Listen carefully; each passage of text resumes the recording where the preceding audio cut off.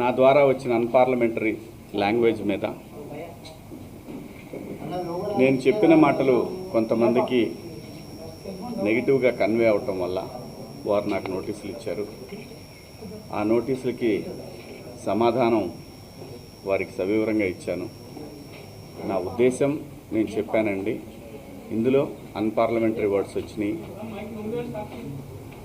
అలాగే మేడం గారు, ఇప్పుడు నేను వచ్చాను కాబట్టి నా వైపు నేను మాట్లాడుకోవచ్చు. అలా కాకుండా ఎవరైతే దీనికి బాధపడ్డారో వాళ్ళ పాయింట్ ఆఫ్ వ్యూలో కూడా క్వశ్చన్లు అడిగారు నన్ను. అన్నిటికీ సమాధానం చెప్పాను. మేడం గారు ఏమంటారంటే, మీది ఒక ప్రజల్ని ఇన్ఫ్లుయెన్స్ చేసే మీడియా కాబట్టి ఇవాళ మీరు అన్నారు కాబట్టి రేపటి నుంచి అందరూ అయిన దానికి కాని దానికి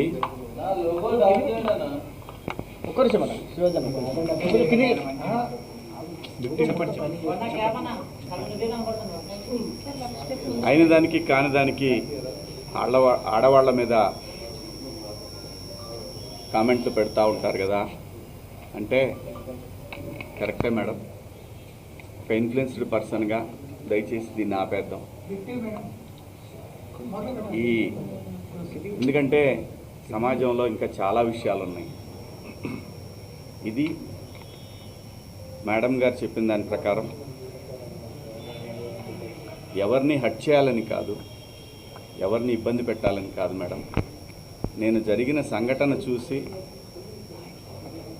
మాట్లాడాను. మాట్లాడిన అంశంలో తప్పుడు పదాలు దొర్లిని, దానికి అందరికీ నేను వివరణ ఇచ్చాను, నా అపాలజీస్ చెప్పాను అని కూడా చెప్పాను. మేడం గారు కూడా చూశారు. నాకు ఇక్కడికి వచ్చిన తర్వాత అర్థమైంది ఏంటంటే, నేను ఏదైతే ఆ రోజున నేను ఏదో జరగబోతుంది అని ఏదైతే గ్రహించానో, నాతో కెరీర్ మొదలుపెట్టిన వాళ్ళు చాలామందికి ఎందుకో నా మీద వ్యతిరేకత ఉంది. ఎందుకో తెలీదు. నేను ఒక సందర్భంలో, ఇది బయట తెలిసిన విషయం, ఒక సందర్భంలో ఎందుకు వీళ్ళకి నా మీద కోపం ఎందుకో నాకు తెలీదు. 30 సంవత్సరాలు అయింది నేను ఈ పరిశ్రమకు వచ్చి. ఈ 30 సంవత్సరాల్లో నేను ఏ ఒక్కరిని ఇబ్బంది పెట్టినా ఈ పాటికి ఎప్పుడో బయటకు వచ్చేది రాలేదు. వచ్చుంటే ఈ పాటికి మీరందరూ నా మీద ఎగబడేవాళ్ళు. చాలామంది నాకు తెలియదు అనుకుంటారు, ఎవరెవరు జూమ్ మీటింగులు పెట్టుకున్నారో, నాతో బాగా ఉండి నాతో మంచిగా మాట్లాడుతూ నా నటనని పొగుడుతూ ఉన్న, నాకు షాకింగ్, ఇంత కుట్ర జరగాలనా నా మీద? నేను అన్న పదానికి, ఆ 2 పదాలకి, నేను ఆవేశంలో మాట్లాడిన దానికి, నాకు బాగా కావలసిన వాళ్ళు కూడా ఇంత కుట్ర చేయాలన్నా నా మీద? నేను మేడం గారు, ఆవిడ, ఇది ఒక ప్రభుత్వం యొక్క సంస్థ. వ్యవస్థలను గౌరవించకపోతే సమాజం తప్పుడు దారిలో పడుతుంది, అన్రెస్ట్ ఏర్పడుతుంది.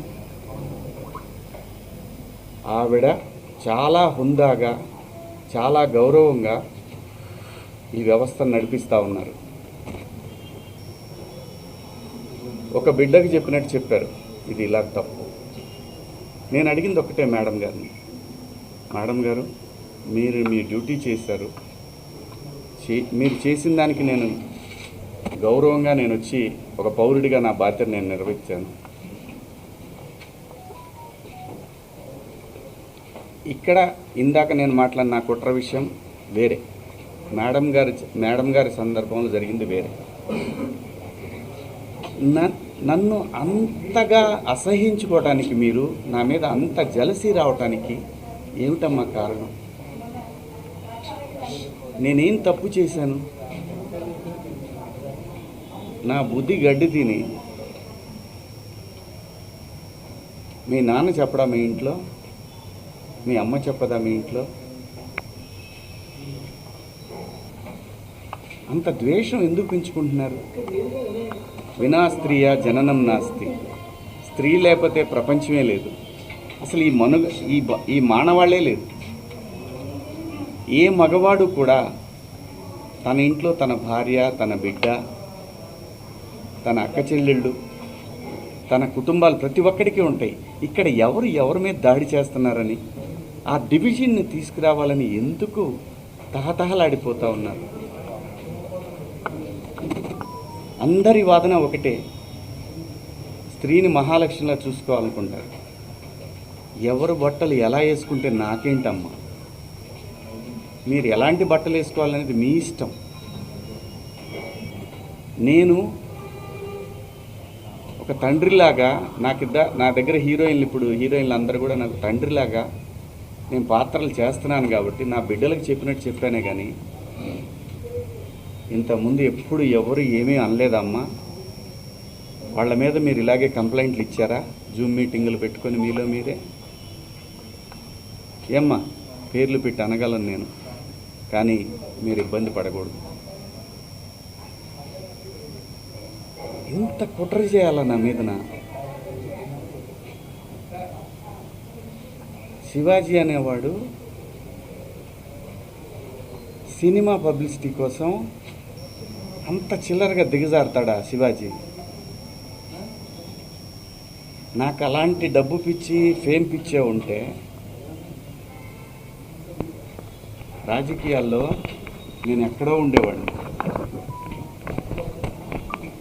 ఒక సినిమా కోసం అంత దిగజారే మనిషి అయితే 13 సంవత్సరాల పాటు సినిమాకి దూరంగా జనం కోసం నిలబడేవాడినా. నాకు అనుకూలంగా ఉన్న గవర్నమెంట్లు వచ్చినా కూడా నేను ఏ రోజు పోయి ఒక పదవి అడగల. అది తెలంగాణలో అయినా, ఆంధ్రాలో అయినా, ఎక్కడైనా ప్రజల గురించి మాట్లాడాలనుకున్నాను తప్ప ఎవరు కుట్ర చేశారు, ఏం చేశారు, ఎలా చేశారు అనేది ఎప్పుడైనా ఊరికే మాట్లాడితే సరిపోదు. ఆధారాలు తీసుకుందాం, వాటికి సంబంధించి నేను మాట్లాడతాను. ధైర్యం ఉంటే నేను తప్పు చేశాను, శివాజీ దుర్మార్గుడు అని మీరు ప్రూవ్ చేయాలనుకుంటే మీకు వ్యవస్థలన్నీ తలుపులు తెరిచి ఉన్నాయి, రండి. కానీ దయచేసి నేను ఒకటే చెప్తున్నాను, ప్రపంచ వేదికల మీద ఒక 10 దేశాలు, ఒక 180 దేశాల ప్రజలు నిలబెట్టి, ఆడవాళ్ళని నిలబెట్టి, రిప్రజెంటేటివ్స్ అంటే ఒక శారీ కట్టుకున్న అమ్మాయిని మీరు ఇండియన్ కదా అని అడుగుతారు. అది దేశ పునాదులు. అంత మాత్రం చేత మీరు రోజు చీరలే కట్టుకొని చీరలే ఇచ్చేసి ఏ మూర్ఖుడు చెబుతాడమ్మా అలాగా? ఏ మూర్ఖుడు చెబుతాడు అలాగా? నాకేం పని? నా బిడ్డలు అనుకొని చెప్పాను తప్ప నాకేం వస్తుందండి? నీకేం అధికారం ఉంది? నాకే అధికారం లేదు, అదే చెప్తున్నా కదా. అందరు హీరోయిన్లు తల్లిదండ్రులు లేరా?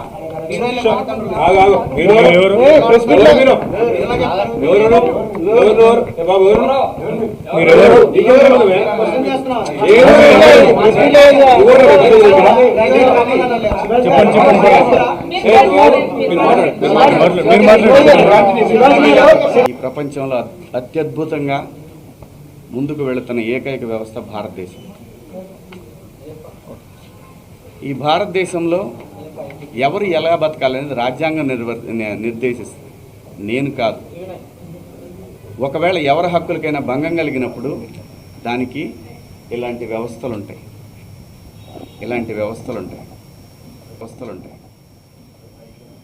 సో నాకు అర్థమైంది ఏంటంటే, సలహాలు ఇవ్వటం మానుకోవాలి, సలహాలు ఇవ్వటం, మంచి మాటలు చెప్పటం మానుకోవాలి. ఎవరిదాడికి తెలుసు. ఇక్కడ ఒక్క నిమిషం, అది చెప్తాను. ఒక్క నిమిషం, నేను చెప్పాలనుకుని చెప్పనండి. మళ్ళీ అంటే నేను అనేది దీన్ని ఇంతటితో ముగించుదామని, ఈ డిస్కషన్ ఇంతటితో ముగిద్దామని చెప్తున్నా. ఎవరి అభిప్రాయాలు వాళ్ళకి తెలుసు. ఇక్కడ మంచి మాటలు చెప్పాను, చెడ్డ మాటలు చెప్పాను అనే దానికి బ్యారియర్ లేదు. Very clear. నేను వాళ్ళు అడిగిన వాటికి సమాధానాలు ఇచ్చాను. వాళ్ళు మళ్ళీ ఏదన్నా ఉంటే నాకు కాల్ చేస్తూ ఉన్నారు, నాకు మెసేజ్ పంపుతా ఉన్నారు. నేను అన్నాను, నా వల్ల ఎవరన్నా ఇబ్బంది పడినాన్ని మీకు నేను ఇబ్బంది పెట్టానని మీకు ఎవరన్నా డైరెక్ట్గా వచ్చి కంప్లైంట్ ఇస్తే అప్పుడు కూడా నేను వచ్చి మీకు సమాధానం చెప్తాను మేడం అని చెప్పాను. థ్యాంక్ యూ అండి. సార్, ఇప్పుడు మీరు ఇచ్చినటువంటి కనిపిస్తుందండి. సో అపాలజీ చెప్పారు, కానీ ప్రకాష్ రాజ్ మాత్రం ఇప్పటికీ చెత్తగా మాట్లాడాడు. శివాజీ ఆడవాళ్ళ పట్ల గౌరవమే లేదు అని చెప్తున్నాడు. ఏం చెప్తారు మీరు? నేను ఇంకా చూడలేదండి, చూసినాక చెప్తాను. సార్, మీరు ఇచ్చినటువంటి ఎక్స్ప్లెనేషన్ తోని ఇప్పుడు ఈ మహిళా కమిషన్ యాక్సెప్ట్ చేశారా సార్? మీరు ఇచ్చిన స్టేట్మెంట్ మొత్తాన్ని వెనక్కి తీసుకున్నారా? ఆ 2 పదాలను మాత్రమే వెనక్కి తీసుకున్నారా? మీ మాటలకి కట్టుబడే ఉన్నారా? కేవలము 2 మాటలే పొరపాటుగా అన్నాను అన్నది మాత్రమే వెనక్కి తీసుకుంటున్నారు. వాళ్ళకి ఏవైతే నచ్చలేదో వాటికి నేను క్షమాపణ చెప్పాను. నేను ఇచ్చిన స్టేట్మెంట్ అలాగే ఉంది కదా, దాన్ని నేను వెనక్కి తీసుకునేది ఆగుతుందా? కాదు కదా. నేను మంచి చెప్పటం తప్పు అనేది నాకు అర్థమైంది. మీకు సోషల్ మీడియాలో విపరీతమైనటువంటి సపోర్ట్ అవుతుందంటే ఎవరినో పొగిడిన తర్వాత ఇంకా ఎవరినో విమర్శించినట్టు అవుతుంది. కాబట్టి ఈ విషయాన్ని ఇంతటితో వదిలేద్దాం. దయచేసి అందరూ కూడా ఎవరి అంతరాత్మలకు వాళ్ళకి తెలుసు ఏం జరుగుతుందనేది. అందరి అభిప్రాయాలను గౌరవిద్దాం. ఫైనల్లీ సోషల్ మీడియాలో మద్దతు పెరుగుతుంది కాబట్టి ఇక మీద నుంచి కూడా అవేర్నెస్ కల్పిస్తూనే ఉంటారా? ఈ లైన్ స్టాండ్ ఒకటి, కేవలం ఒక్కరిద్దరు మాత్రమే వ్యతిరేకించారు. బయట సామాన్య ప్రజలందరూ కూడా మీ వెంబడి ఉన్నారు. మద్దతు ఇస్తున్నారు. సో దీనికి మీరేమంటారు? నేను అవకాశం ఇచ్చానండి, కొంతమందికి మాట్లాడే అవకాశం ఇచ్చాను. ఇక నాకు అర్థమైంది ఏంటంటే, నువ్వెంత నీ బతుకెంత అంటున్నారు, వాళ్ళని గౌరవిస్తాను. అంటే ఇప్పుడు మీరు చెప్పిన దాంట్లో కూడా నా మీద అంత నా వెనకాలే ఉండి నా మీద కుట్ర చేశారన్నారు కదా, వీళ్ళందరికీ అదేదే నేను అనేది. నేను ఎవరికి భయపడను. అంటే మీకు బాధగా అనిపిస్తుందా? నేను బతుకు తెరువుకి వచ్చేవాడిని. ఇక్కడ కాకపోతే కష్టపడేవాడిని, ఇంకో చోట పోయి బతుకుతా. అంతేగాని ఆత్మాభిమానం చంపుకొని ఎవడికో భయపడి, ఎవడో బెదిరిస్తే, ఎవడో వార్నింగ్లు ఇస్తే భయపడే రకాన్ని కాదు. అంత మాత్రం చేత వ్యవస్థలను గౌరవించకుండా, నేనుంటున్న పరిశ్రమను గౌరవించకుండా అంత విలువలు లేని బతుకు నేనైతే బతకట్లేదు. అంటే మీరు హీరో రోల్స్ తర్వాత కూడా ఇప్పుడు కొన్ని ప్రత్యేకమైనటువంటి రోల్స్ చేస్తున్నారు కదా, అది ఎవరికైనా ఎవరి రోల్స్ అయినా తగ్గించే అవకాశం ఉంటుందని మేము ఎప్పుడు జరుగుతుంది అనుకోవచ్చు. నా చూడండి, నాకు భగవంతుడు ఈ జన్మలో నటుడిగా బతకమని ఇచ్చాడు. ఏదైతే తెలంగాణ మహిళా కమిషన్ ఎవరు కుట్ర పన్నుతున్నారు ఏంటనేది కనిపిస్తానే ఉంది. వాళ్ళకి ధైర్యం వచ్చి మాట్లాడిన ఇద్దరిని మీరు మీ బయట కుట్ర చేస్తామని చెప్తున్నారా? చిచ్చి పాపం, వాళ్ళకి ఏం సంబంధం లేదు. వాళ్ళ అమాయకులు అంతే. మీడియా ముఖంగా మహిళలకి మరొకసారి మనం చెప్పాలనుకుంటున్నారా? నేను మహిళలకి చెప్పాల్సింది ఏమీ లేదు. దయచేసి ఒరే అబ్బాయిలు,